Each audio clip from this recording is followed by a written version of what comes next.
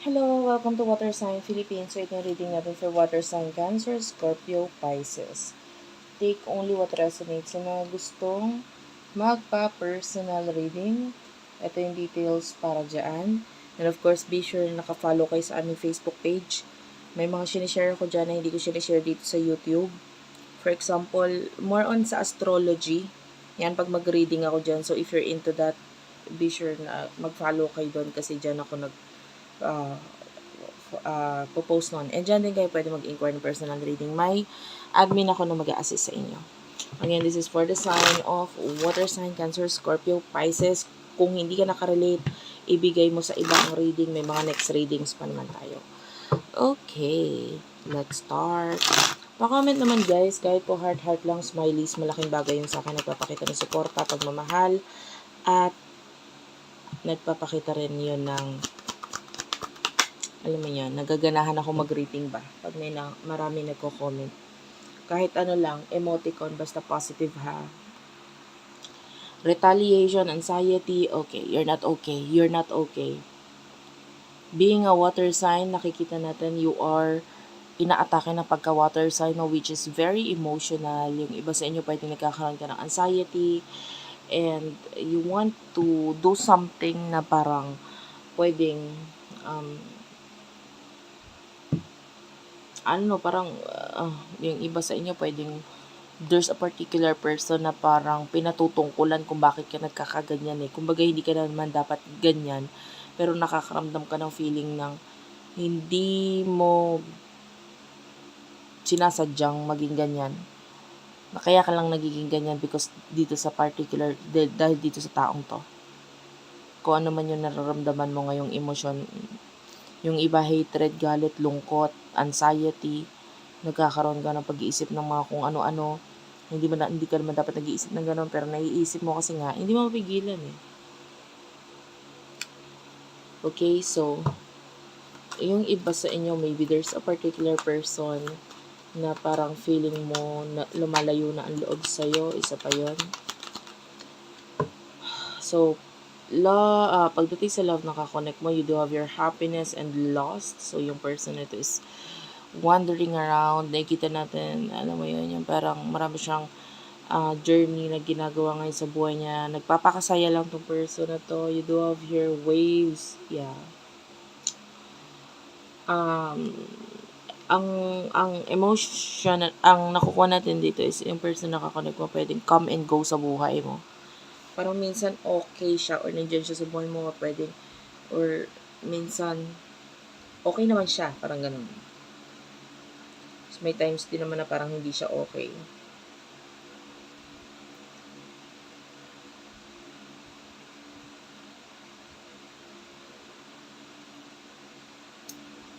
Or hindi okay ang connection ninyo. Whatever the case is, ito yung nagiging dahilan sa'yo kung bakit parang pabago-bago din yung emosyon mo sa ngayon. Kasi dahil din dito sa taong to, parang, ano siya, ba't ganito siya ngayon, tapos bukas ganito na naman, parang ganyan. And if this is a person na parang wala kayong connection, ganun, may times na nagkakaroon kayo ng maayos na connection, may times na wala, isa pa yun. Basta all in all, nakaka-apekto na naman ito sa emosyon mo.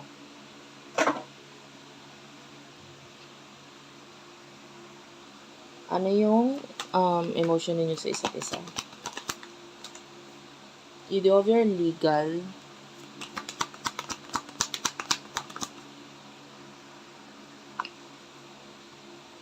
bounty hunter is here. Emotion niyo sa isa't isa. Realizations, okay. Realization and waves. You could be married to this person, yung iba sa inyo. And there's this roller coaster ride sa connection na ito. Sabi ko nga parang babago-bago. May times na pwedeng okay siya. Lalo na yung may mga connection kayo. Magkasama kayo, ganito, ganyan. May times na okay yung relasyon, yung connection. Tapos may times na hindi. Na to the point na parang nararamdaman mo sa sarili mo, ikaw yung naghahabol, ikaw yung parang gusto mong maging, alam mo yun, ikaw yung nag-a-adjust. And maybe you're giving everything dito sa person na to, tapos siya, ganyan siya. So parang, para sa'yo nakaka-affect yun kasi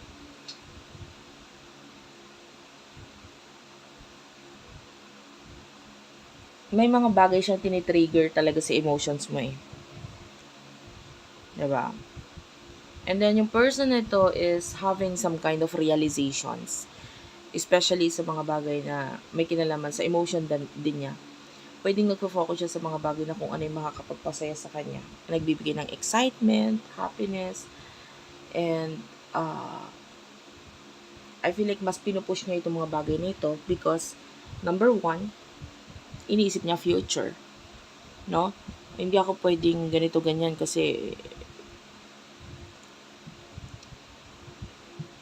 kung hindi ko ilalabas yung mga bagay na makakapagpasaya sa akin, paano naman ako sa future? Parang ganun.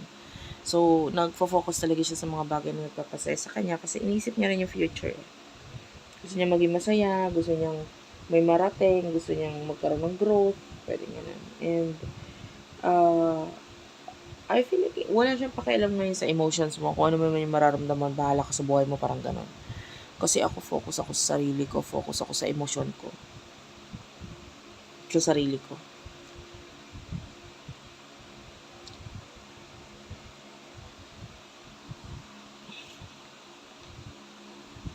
So, what will happen in the near future sa connection nito, sa connection ninyo?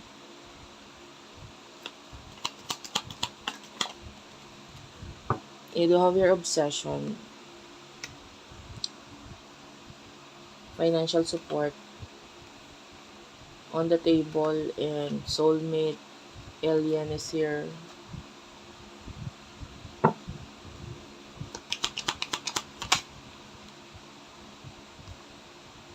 Grip, and lockdown. Magnetic is at the bottom of the deck. Yung iba sa inyo, you could be dealing with a soulmate or a twin flame. In the near future, yeah, nakakita tayo dito ng, honestly, advice, okay? Kasi yung iba sa inyo, you are this person na pwedeng na-obsess ka dito sa person na to. Obsessed in a way na parang may mga bagay na hindi pa man din nangyayari, pwedeng iniisip mo na ganito ganyan. Masyado ka nag-focus doon. For now, mag-focus ka sa friendship, sa kung ano yung meron kayo nitong person na to. Like, if you are friendship or i-develop mo yung friendship sa inyong dalawa, understanding. Or connect with your friends. Okay? You do have your alien. So, makinig ka rin sa intuition mo. Huwag kang basta-basta magbaka kasi ganito, ganyan. So, kung ano yung pakiramdam mo, yun yung sundin mo. Huwag yung mag-overthink ka masyado kasi minsan ang kalaban mo sarili mo. You do have your on the table and financial support. Focus on money. Yan yung nakikita natin in the near future for you. Advice na rin yun is to focus on your money. Kung ano yung mga kaya mong ilagay sa table. Like that, on the table is here. So, ano yung mga maihahain mo sa pamilya, ganito, ganyan. And focus on growth. Diba? Growth, financial growth. Focus ka sa kung ano yung mga opportunities na meron dyan sa paligid mo na wag mo palagpasin. Kasi of course, ang gusto mo is magkaroon ng maayos, stable na pamumuhay, maayos na pamumuhay, and you don't want problems. Pero kung magpo-focus ka sa problema, may mga bagay kang opportunities na pwedeng ma-miss mo, so you have to parang bigyan mo ng attention to mga to. Advice. Romantic partner or relationship in the near future is that nakikita natin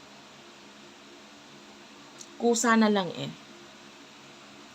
Kusa na lang dadating or pwede magkaroon ng mga person na dumating sa buhay mo na parang magkaroon ng kakaibang magnetic connection sa inyo. So, pagdating dito sa person na to, tinatry niyang i-develop ang sarili niya. I-try mo rin i-develop ang sarili mo dahil pwedeng the more na mas minamahal mo yung sarili mo, lagi ko sinasabi yan, like attract likes. So, if you like yourself enough, hindi mo kailangan mag-beg ng attention, hindi mo kailangan magpapansin or humingi ng attention or magpapansin dito sa person nito. Kung magpo-focus ka sa sarili mo, maaaring ikaw, siya na mismo ang lumapit sa'yo and then makita niya yung mga accomplishment mo, growth na nangyayari sa'yo. And then, siya na yung, alam mo yun, gumawa ng paraan para maging mas okay yung relationship ninyo. Ayun. Yan, sabi ko nga, lagi ko sinasabi, like, attract likes, focus on that. No? Kung ano yung mga bagay na mas magbibigay ng growth sa'yo, dun ka muna mag-focus sa ngayon. Dahil itong person na ito, yun yung focus niya eh. Okay? Hindi ko naman sinasabing mali yun, pero mas maganda sana kung pati ikaw magiging ganon. Okay? So, thank you for watching guys. I love you all and bye-bye.